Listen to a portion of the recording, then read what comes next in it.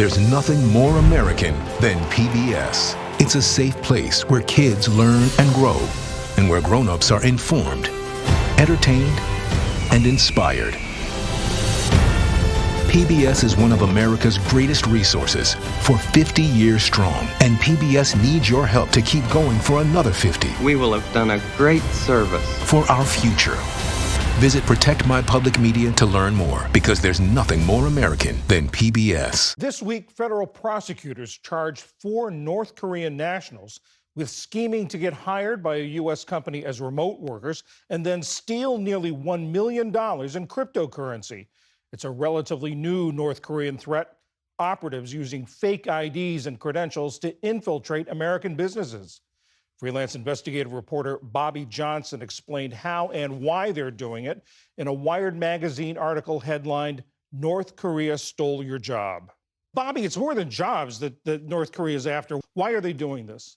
So the reason for this scam is really to earn money and from well-compensated jobs in the US and in the West, and send it straight back to Kim Jong-un and his regime to fund various things, from the nuclear weapons program to his personal slush fund and other government operations. North Korea is really under pressure because of sanctions, so they can't make money through normal means.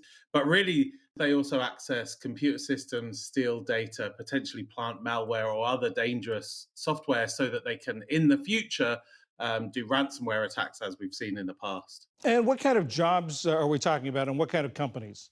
As we all saw from the pandemic, a lot of jobs went remote, but one of the widest ranging is software engineering.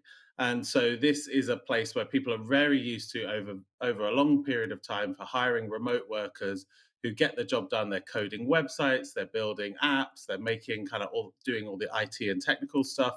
And so these are really the target jobs for these operatives. In job interviews, how do these guys disguise who they really are and where they really are? Yeah, so we'll go through the scam a little bit. So what they do is, first of all, they steal an identity. So they get hold of someone's ID, their personal details, their social security number. They make a resume up that says, they know how to do this, they know how to do that, they know how to code websites, whatever it is that the job's requiring.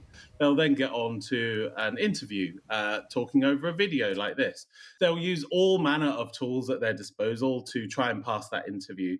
So they will have an AI that generates a script for them. So the interviewer asks a question, the AI is listening, it will create a script that the person can then read back and sound relatively fluent or knowledgeable, and particularly help them get over their difficulties with English, because these North Korean operatives, although they've been trained, they're not native English speakers, and they're not kind of who they say they are, so they're trying to pretend. But they'll also do stuff like, if they're asked to do software tests or coding tests, they'll use AI or programmatic tools to kind of cheat those tests and look like they're better than they are. And then when they get the job, that's when things get even more complicated, and they have to bring in other people to help them succeed. And help, they need help on the state side, don't they? There are all sorts of federal forms that have to be filled out and signed.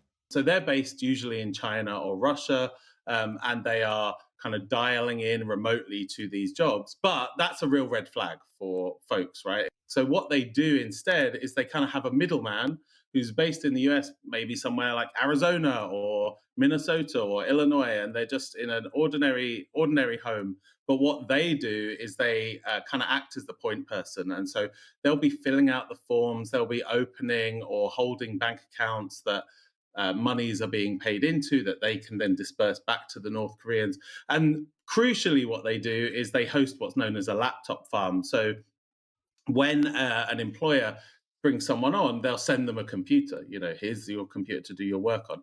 What happens is that computer gets sent to the middleman, not to the North Korean, gets sent to the middleman, set up in their home, where they install tools that allow the North Korean to dial in from China or Russia into that laptop, and then kind of leapfrog and piggyback its way to the company's computer network, so that it never appears that they're dialing in from outside the country. How big a problem is this, and how long has it been going on?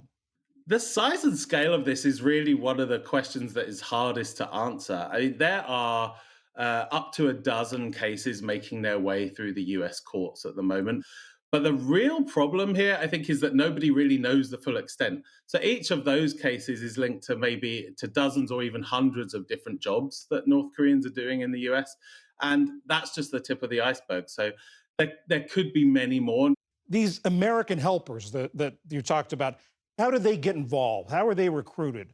This is one of the things that I think is hardest to know in some cases. So they get maybe a message on LinkedIn or on social media or an email to them that asks them, it's somebody posing as a foreign company who needs some help. It's unclear that at the beginning the facilitators know that they're really taking part in a criminal action. But by the time they are operating maybe 50, 60 laptops from their home and they're allowing people to dial in and they're sending money to China, it's very clear that they are deep in the criminal conspiracy.